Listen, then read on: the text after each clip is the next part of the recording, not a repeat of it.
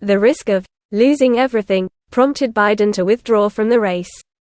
Despite nearly a month of efforts to salvage his re-election bid, President Biden understood that he had no chance of winning and faced the risk of losing everything if he continued.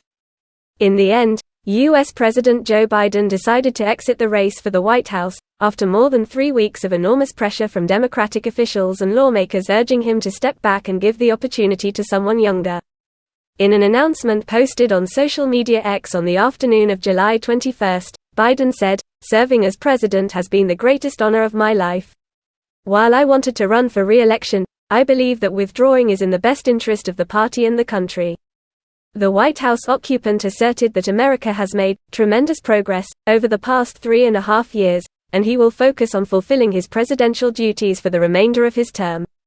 No American president has ever withdrawn from the White House race so close to the election day, especially after 24 days of trying to salvage his re-election efforts and mitigate the detrimental fallout from the first debate with rival Donald Trump, observers noted.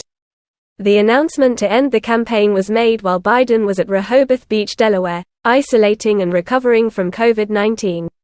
He consulted with his two longtime advisors, Steve Ricchetti and Mike Donilon, as well as spoke with his family before making the decision.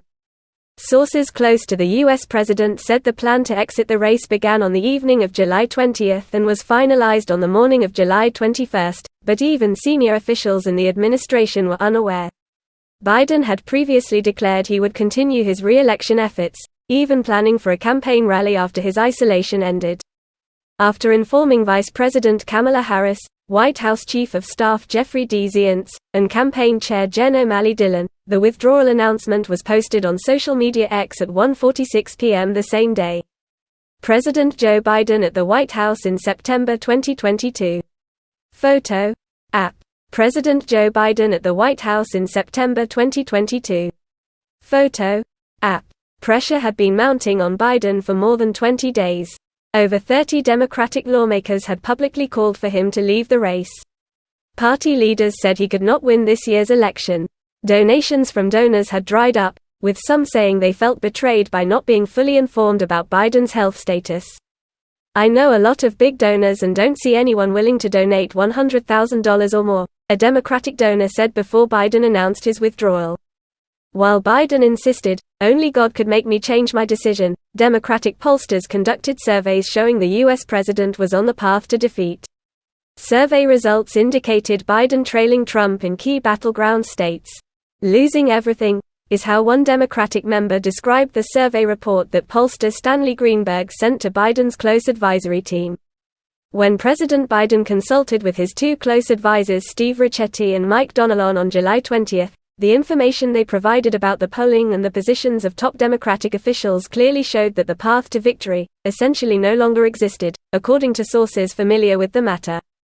Surveys showed many American voters recognized that at age 81, Biden was no longer the vigorous politician he was 4 years ago. Many important voices within the party had also begun a determined and tactful campaign to pressure Biden to step aside and choose another candidate. Not only weary of calls to withdraw from his own party members, President Biden himself was finally convinced that he could not win. This is something many Democrats had seen since Biden's disappointing debate last month, according to Politico analysts. A Democratic member believed that President Biden had been aware of the issues surrounding his re-election bid, from the opinions of Democratic members to the polling results. However, they felt Biden needed time to accept and decide.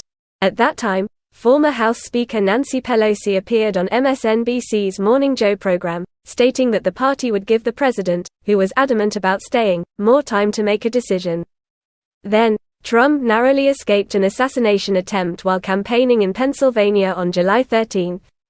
Images of Trump raising his fist and shouting, "Fight," after being shot sent shockwaves across America, fueling a wave of fervent support and starkly contrasting Biden's increasingly lifeless campaign. President Biden was diagnosed with COVID-19 and had to end his campaign rally in Las Vegas early, returning to Rehoboth Beach for isolation on July 17. Within Biden's close-knit team, only a few had a sense of his momentous decision.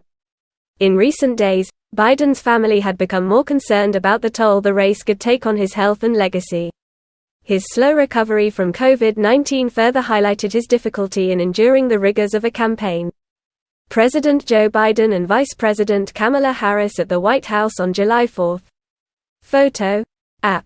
President Joe Biden and Vice President Kamala Harris at the White House on July 4. Photo. App.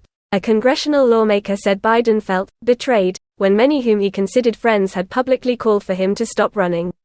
But in the end, he had to make a decision.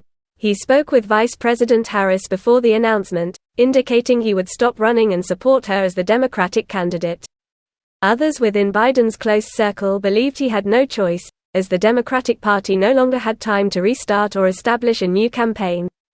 After Biden announced his decision, many people cried, according to White House officials. People believe Biden was a great president, and they are very sad to see him withdraw.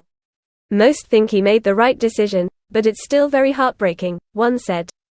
In the first fundraising email on behalf of Harris, Biden ended nearly a month of Democratic division over the presidential candidate, saying, "It's time to unite and defeat Trump."